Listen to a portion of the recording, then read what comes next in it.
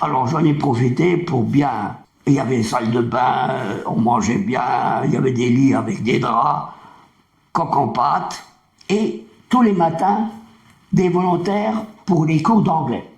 Alors là, j'ai travaillé pour apprendre toujours mieux l'anglais. Et je me fais convoquer par un capitaine qui m'interroge en français pour me faire raconter tout mon périple depuis Forbach jusqu'à chez eux. J'ai raconté. Je me suis dit, bon ben, ils veulent savoir qui je suis. 3 jours après, je me fais convoquer un autre capitaine en allemand. Il me fait raconter tout, comme l'autre, mais en allemand. Et il parlait un allemand très bon. Un gros accent, bien sûr, mais un bon allemand. Alors c'est là que j'ai compris. Alors je lui ai dit, vous essayez de trouver des espions. Il m'a regardé, il n'a rien dit. Mais à son regard, j'ai compris que c'était bien ça. Et effectivement, je voyais des camarades de chambrée disparaître. Et alors eux, ils les flinguaient et on n'aura jamais retrouvé les corps. Ils m'ont gardé 72 jours, c'était un record. Parce que venir d'Allemagne jusque-là, pour eux, c'était quand même étonnant. Et on m'envoie à Londres, où j'ai été reçu dans un centre d'accueil, là encore, des draps. Alors, quelque chose de curieux, eux, ils lavaient les draps et les passaient à la machine pour les sécher, et ils les amidonnaient. C'est la première fois de ma vie que j'ai vu des draps amidonnés. Et puis, on avait le droit d'aller se promener dans Londres. C'est là qu'un jour, on me dit, le général de Gaulle veut vous rencontrer. Moi? Ben, dit oui, parce qu'il reçoit régulièrement quelques 7 à 8 Français qui viennent et qui ont eu une histoire un peu curieuse. Et comme vous êtes un déserteur de l'armée allemande, je dis mais non, pas un déserteur, un soumis. Pour eux, c'était la même chose. Et effectivement, je suis reçu par De Gaulle. Alors là, ce grand gaillard, et il dit à chacun la même chose. Pourquoi êtes-vous venu? Pour libérer la France, mon général. C'est bien, mon petit. Et visiblement, il pensait à autre chose. Ça ne l'intéressait pas du tout. Il faisait ça parce qu'il se croyait obligé de faire honneur à des Français qui individuellement étaient venus. Après ça, on me dit, bon ben maintenant, il va falloir vous engager. Qu'est-ce que vous choisissez comme arme? Je dis, je veux être pilote de chasse. C'était une idée que j'avais depuis longtemps. Ah, et vous tombez bien, on va vous diriger vers les aviateurs et vous allez passer les visites nécessaires. J'arrive dans un bâtiment, un appartement, dans Londres, je ne saurais plus où ça se trouvait. Et un médecin me passe, à poil bien entendu, des mensurations, tâter les muscles, des bon ben vous voulez être pilote, c'est formidable, vous êtes petit, les Spitfire, c'est très bas de plafond, vous ferez un pilote formidable. Oh là, j'étais content. J'arrive chez l'officier orienteur, toujours aviateur, un commandant qui me dit, vous avez de la veine? Le général de Gaulle vient d'avoir un accord avec les Américains, vous allez partir aux États-Unis pour 2 ans. Je dis, quoi? 2 ans? Mais le débarquement aura lieu avant. Il me dit, vous ne pouvez pas savoir quand il aura lieu le débarquement. Et puis alors, vous serez officier, parce que chez les Américains, les pilotes sont officiers. Vous aurez donc les avantages d'un officier à titre temporaire, vous serez sous-lieutenant, et vous pourrez monter en grade par la suite, compte tenu de ce que vous ferez dans l'aviation. Alors je lui dis, écoutez, je ne me vois pas mitrailleur sur un bombardier, moi je voulais être pilote, mais puisque c'est pas possible, il n'y a pas autre chose, des gens qui vont participer au débarquement. Ah, il m'a dit, si, il y a une bande de voyous ce sont des parachutistes, et eux, ils seront certainement les premiers. Ah ben c'est ça qu'il me faut. Va pour les voyous. Et c'est comme ça que je me trouve à Quimberley, où il y avait une bande d'anciens qui venaient d'Afrique du Nord. Il s'agissait là des premiers parachutistes de la France libre, dont l'unité rallia le SAS britannique, le Special Air Service. Ces hommes mèneront en Afrique du Nord, dont la Libye et la Tunisie, de nombreux raids contre l'Africa Corps, à plusieurs centaines de kilomètres derrière les lignes ennemies, s'introduisant dans les ports ou les aérodromes pour y détruire le matériel, dont notamment des centaines d'avions. Et déjà 3 ou 4, comme moi, qui sont venus par d'autres moyens, souvent des marins ou des pêcheurs. Et je me souviendrai toujours, j'arrive dans le camp, c'était Quimberley, juste en face de l'école d'officiers britanniques, où je suis allé par la suite après la guerre. Et je savais qu'ils allaient me faire le coup du bleu qui arrive. C'est la tradition dans l'armée française et surtout chez les paras. Alors d'abord, je dis, je voudrais me présenter au chef de camp. Oui, c'est le capitaine Larald. La baraque est là-bas. Et toujours les baraques en tôle ondulée. Alors j'arrive devant la baraque. Il y avait un caporal qui avait les pieds sur les quelques marches qu'il fallait pour monter. Il me regarde des pieds à la tête. Il dit, on prend les fillettes maintenant? Moi, j'ai pas moufté. Tradition, tradition. J'ai dit, il faut que je me présente au capitaine Larald.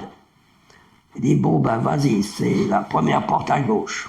J'arrive, je frappe à la porte, entrez, j'entre, je ferme et je salue. Larald me dit, votre nom? Je dis, Achille Muller.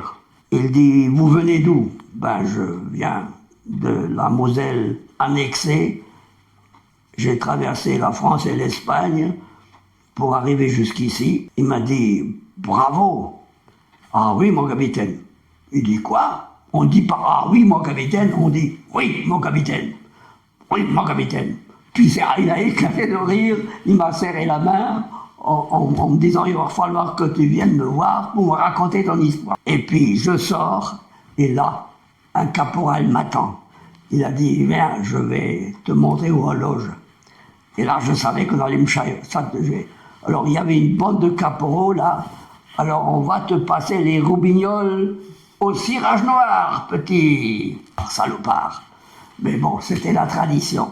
Alors après, il y a quand même un qui est venu pour m'aider, il m'a donné du savon, etc. J'ai pu me laver. Et puis, je reviens à la baraque, alors tout le monde tape dans le dos, les bouteilles de bière. Moi, la bière, j'aimais bien, puisque en Moselle, on boit de la bière. Et puis entre un sergent qui dit, demain, on défile à Londres et il nous manque un homme. Alors, je dis, moi, je veux bien. Tu sais défiler? Ben, j'ai jamais défilé, mais j'ai été scout, je sais marcher au pas, mais je ne sais pas présenter les armes. Et alors, au fond de la baraque, il y avait un caporal qui me dit, je m'en occupe. Et il m'envoie le fusil un peu comme les Américains, là. Je l'attrape. Et puis, au bout de 2 heures, je savais tout faire. Baïonnette au canon, tous les commandements. Puis le lendemain, je défile effectivement à Londres. J'étais au dernier rang, au centre.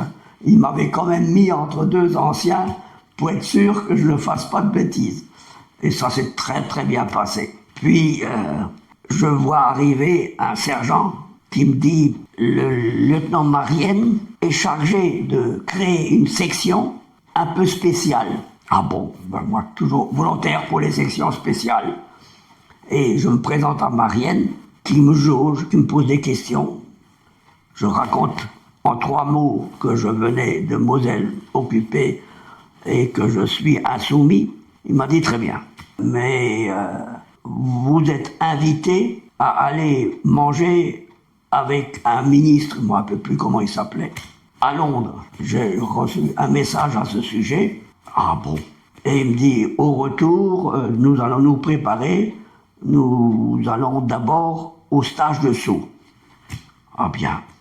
Alors je suis invité par le ministre, je verrai toujours.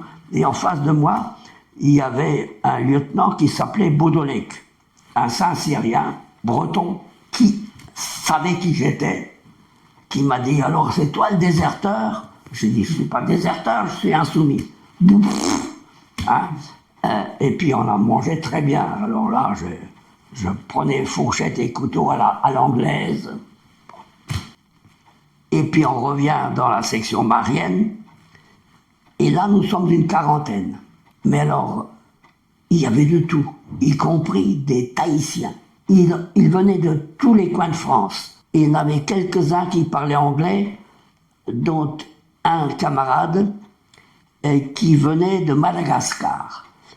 Son père était ingénieur français, il avait épousé une malgache, il était donc métis. Mais un bagou terrible et parlant très bien l'anglais.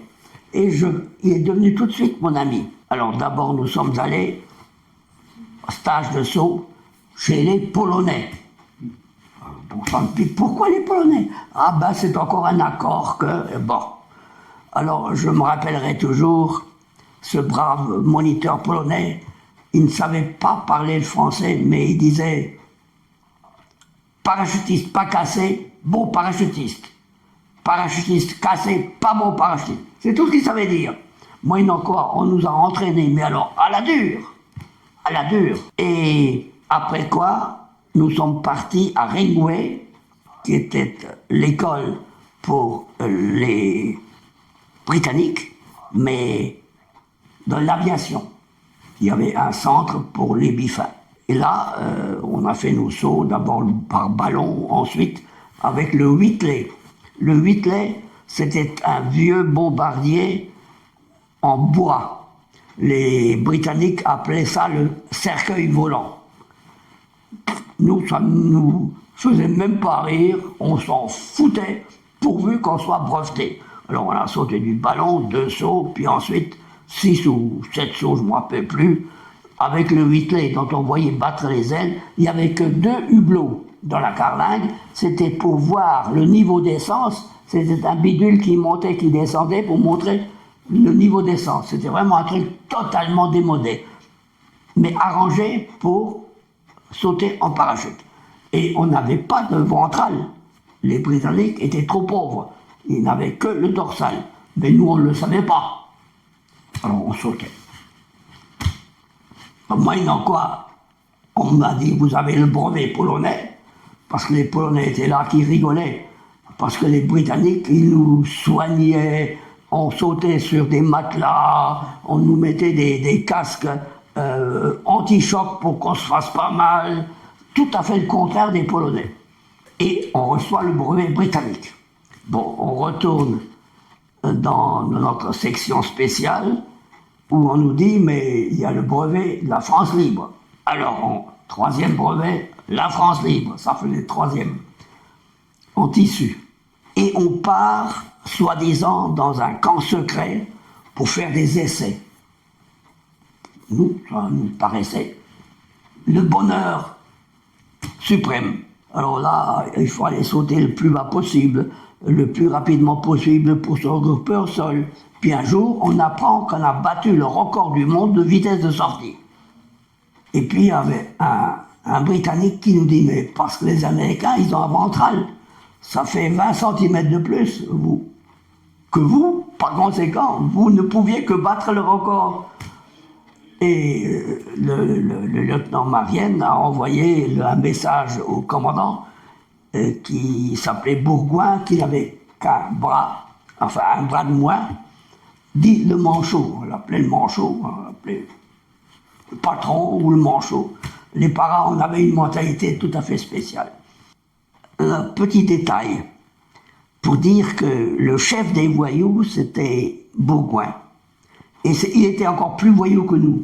C'était un officier de réserve qui avait laissé un bras au début de la guerre, au combat, un éclat d'obus, je crois qu'il lui a arraché le bras. Je ne me souviens plus exactement. Il a sauté sur la Bretagne et il s'est aperçu à l'arrivée qu'il avait un parachute bleu-blanc-rouge. Les Britanniques, sans le prévenir, lui avaient fabriqué un parachute bleu-blanc-rouge. Et il faut dire que nous faisions partie d'une brigade britannique commandée par un Écossais. il y avait 2 bataillons britanniques, 2 bataillons français et une compagnie belge. Alors, ce brave général, après la guerre, il a écrit, et nous avons reçu copie de cette lettre, que quand il envoyait des messages aux Britanniques, ils accusaient réception, et il ajoutait, mais ils n'obéissaient pas. Ils faisaient ce qu'ils voulaient. Les Français, ils disaient qu'ils n'avaient pas reçu le message. Les Belges, ils étaient plus polis. Ils disaient qu'ils l'avaient bien reçu, mais comme les autres, ils n'en faisaient qu'à leur tête. Mais ils disaient, ils avaient l'esprit SAS. C'est ça, les SAS. Ça n'obéit à personne, ça n'en fait qu'à sa tête. Le camp secret, c'était un terrain d'aviation dont j'ai un souvenir assez ému, parce qu'on voyait partir les bombardiers le soir pour aller sur l'Allemagne, et ils avaient l'habitude de tourner au-dessus de la base, et le matin, quand ils arrivaient, ils faisaient le même tour, et il y avait les trous. Hein? Autrement dit, ceux qui avaient été abattus n'étaient plus là. Et tous les gens de la base étaient là à regarder et à compter le nombre d'avions qui avaient été abattus. Et quand ils revenaient tous, alors c'était des hurrahs. Enfin, nous, on vivait avec eux. Et là, petit détail, il y avait des filles qui étaient nos plieuses de parachute. Alors, les plieuses de parachute pour les Français, parce que nous étions les seuls à sauter en parachute, c'était nos parachutistes et nous, nos plieuses. Alors c'est là que j'ai appris les rites et les traditions britanniques qui m'échappaient totalement, qui nous échappaient. On a appris qu'il y avait la kiss dance. Alors la lumière s'éteignait et il fallait embrasser la fille. Bon, ça c'était très bien. Pour nous, formidable.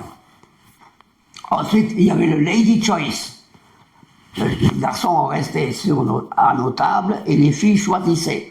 Pratique, parce que du moment qu'elle me choisit, c'est que je lui plais.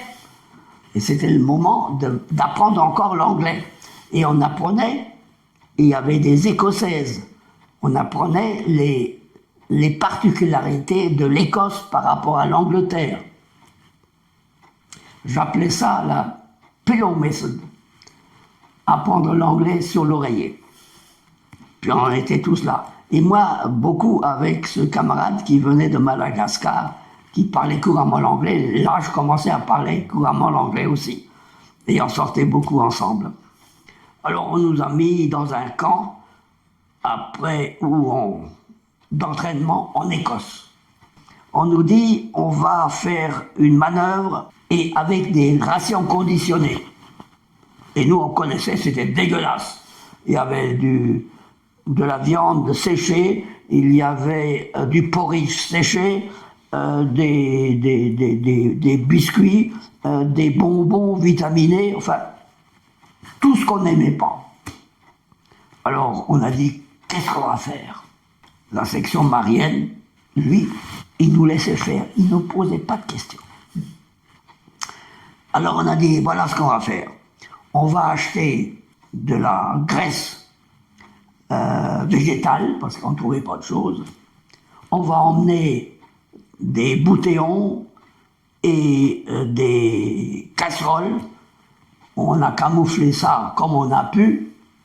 Et comme j'étais tireur d'élite, j'ai emmené une carabine, une USM1, mais pas crosse-pliable, et un sergent, qui nous a dit, moi, je me charge de pêcher les truites. Alors, pendant l'exercice, moi, je repérais les endroits dirigés vers l'ouest, où il y avait des lapins. Et les Anglais n'aimaient pas ça. Pour eux, le lapin, c'est du rat. Ils ne mangent pas de lapin. Enfin, sauf ceux qui ont voyagé. Aujourd'hui, peut-être, mais à l'époque, ils disaient ça, c'est rat. Alors, je repérais les endroits. On s'arrêtait, on montait le bivouac, moi je faisais demi-tour, je retournais, et puis c'est vraiment bête les lapins. Hein. Alors, ils me voyaient arriver, ils entraient dans leur trou, alors je m'installais derrière un buisson avec ma carabine et j'attendais. Au bout de 2 minutes, on voyait la tête qui sortait. Ils regardaient, ils voyaient personne, ils sortaient complètement. Paf! J'ai tiré mon premier lapin, les autres se cachaient. J'attendais un moment, je changeais un peu d'emplacement, et ça ressortait. Enfin, quand j'ai eu le nombre de lapins nécessaires, parce que j'avais fait un calcul avec les camarades, je les ai pris par les pattes et j'ai rejoint les autres. Et là, on me dit, ça y est, on l'a détruite. Ce salopard de camarade, qui se disait spécialiste en truite, tu parles. Il avait des grenades et il choisissait effectivement des endroits où il y avait un trou. Et il disait, c'est au fond du trou qu'il y a les grosses truites. Alors, il envoyait la grenade dedans. Et puis à la sortie, il avait mis des camarades, le pantalon retroussé pieds nus, et il ramassait les truites et les jetait. Résultat, on se bafferait des truites, ensuite le lapin, et quand on est rentré bivouac, nous les Français, on était rougeaux, alors que les Britanniques étaient comme ça. Parce que leurs deux patrons qui avaient fait l'Égypte étaient assez durs, tandis que le nôtre, ils sont contre-temps quand on met les coquillards. Et je me rappelle que pour les lapins, personne n'a rien dit, bien sûr, mais pour les truites, le président de la société de pêche du coin est venu en hurlant. Alors, Bourgoin l'a reçu, il a dit, vous voulez que je paye? Mais non, mais quand même. Alors, il paraît qu'il s'est tourné vers le Toubib, il lui a dit, les hommes se portent bien. Toubib dit, oui, mon commandant, tout va bien. Et puis les types, ils partaient en disant, ces salopards de Français, ils se payent quand même notre tête. Et il a toujours fait ça. Nous étions des voyous, mais des voyous au sens noble du terme. On n'en faisait qu'à notre tête dans l'intérêt de la mission. On recevait une mission, on l'exécutait du mieux possible. On ne pouvait pas dire comment, tout dépendait de la situation. Et nous étions vraiment dans cet esprit-là du voyou au sens noble du terme. Tous les sous-officiers qui savaient faire quelque chose faisaient des stages chez les Britanniques. On a appris à tout saboter. Les rails, les locomotives, les Britanniques lui apprenaient et nous transmettaient ce qu'il avait appris. Et en toutes les matières. Et notre chef de section, Marienne, qui d'ailleurs a été tuée en Bretagne par des Français, avait fait l'école de Cherchel. Et il nous a transmis tout ce qu'il avait appris à Cherchel. Autrement dit, il nous a transmis tout le savoir d'un aspirant sortant de l'école. C'est formidable. Je le vois encore devant le tableau. Comment faire une embuscade, comment attaquer dans telle solution, etc. Tout ce qu'il avait appris, il nous l'a transmis. On était donc une formation extraordinaire. C'était la meilleure section du bataillon. Et tout le monde le savait. Quelques-uns nous jalousaient un peu. On nous appelait la section Khaki Green. Parce que pour se distinguer, toujours des idées de voyous, on avait passé tous les équipements avec un produit qu'on appelait le Khaki Green, qui faisait verdâtre. Hein, c'était une poudre, si j'ai bonne mémoire. On mettait de l'eau et on passait ça sur les équipements. À un moment donné aussi, et je ne sais pas qui a lancé la mode, on avait mis une espèce de truc blanc que les Britanniques mettaient pour se distinguer, pour je ne sais plus trop quoi. Enfin, on faisait ce qu'on voulait. Et jamais Marienne ne nous a fait le moindre reproche. Il était fier de ses hommes. Il jouait à l'homme sévère alors que c'était un écrivain, un poète. Mais on l'a appris après. Pas pendant l'instruction. C'est à la fin de l'instruction qu'on a appris ça. Il connaissait très bien Camus. Il était pied noir. Et il s'est engagé au premier RCP, dont le colonel était vichiste. Lui, un jour, a dit, moi, je veux aller chez De Gaulle. L'autre l'a mis au trou. Il a réussi à s'enfuir. Il a réussi à monter au nord du Maroc, à Tanger. De Tanger, il a réussi à aller à Gibraltar. Et je crois même qu'il a dû embarquer dans un convoi avant ou après moi, je n'en sais rien. Mais de Gibraltar, il est à Southampton comme moi. Pierre Marienne s'évade une première fois après la défaite de 1940, puis une seconde fois en novembre 1940 après avoir été fait prisonnier à Baccarat et s'être évadé de Belfort.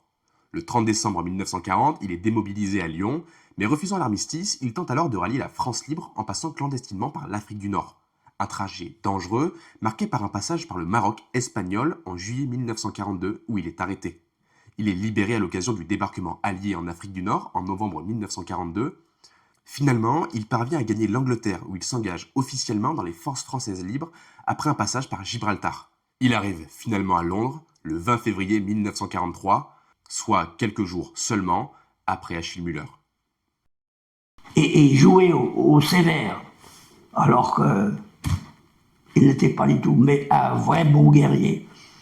Et les salopards de Français l'ont flingué dans le dos parce qu'ils ne voulaient pas le tuer de face. Et c'est un salopard, il travaillait pour l'Abwehr, pour 300 000 francs. Je dis les 30 deniers.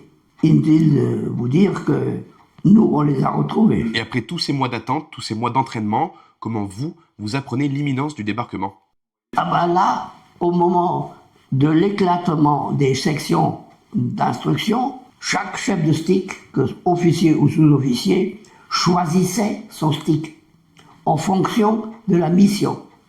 Alors c'est comme ça que Marienne a choisi Bouétard, parce qu'il était breton et qu'il parlait le breton. Il a dit, si je suis largué en Bretagne, il va pouvoir me servir. C'est comme ça que, pauvre, il s'est fait tuer. Et tous les chefs de section ont fait ça. Et moi, du fait que j'étais trilingue, je vois arriver Baudoulet, que j'avais rencontré chez le ministre. Il me dit, tu parles 3 langues? Ben, je dis oui, je parle l'allemand et l'anglais. Il dit, moi, je suis saint-cyrien, j'ai jamais réussi à apprendre une autre langue que le français. Je suis pas doué. Alors, je t'ai choisi, tu vas être sur ma jeep, tu vas être le chef de jeep, mais je ne te quitterai jamais, ce sera toujours la jeep de tête, et tu t'arranges pour parler avec les Allemands si on fait les prisonniers, avec les Anglais qui travaillent avec nous. Bien, moi, non. J'espère que cette nouvelle partie t'a plu. Si tu ne veux pas manquer la suite, n'hésite pas à t'abonner pour ne pas manquer la prochaine partie. Son débarquement en Bretagne, ses combats dans la Loire et le retour chez lui.